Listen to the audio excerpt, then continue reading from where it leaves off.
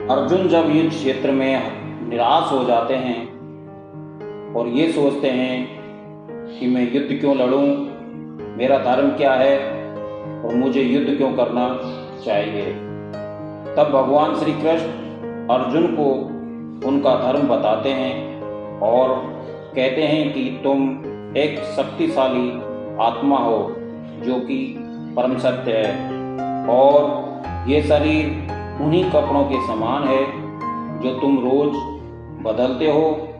तो ये मत सोचो कि तुम युद्ध क्यों करना चाहिए जबकि ये तुम्हारा कर्म है।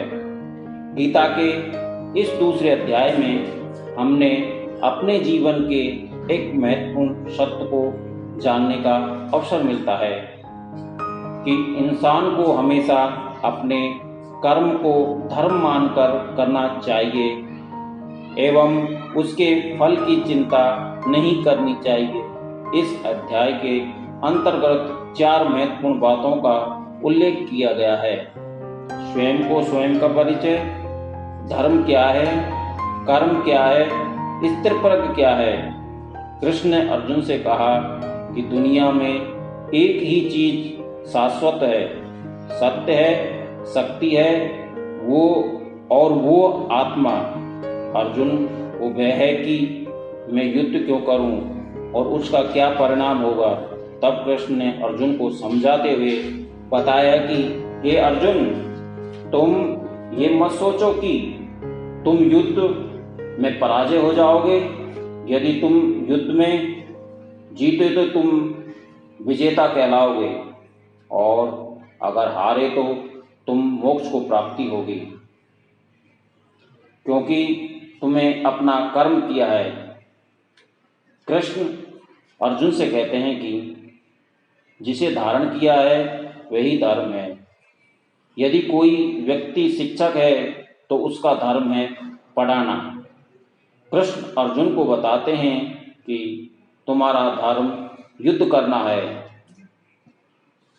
कि तुम्हारा अधिकार कर्म करने में है, उसका फल तुम्हारे अधिकार में नहीं आता। अर्थात मनुष्य को अपना कर्म करना चाहिए, उसके फल की चिंता नहीं होनी चाहिए। इसमें ऊर्जा की क्षति होती है।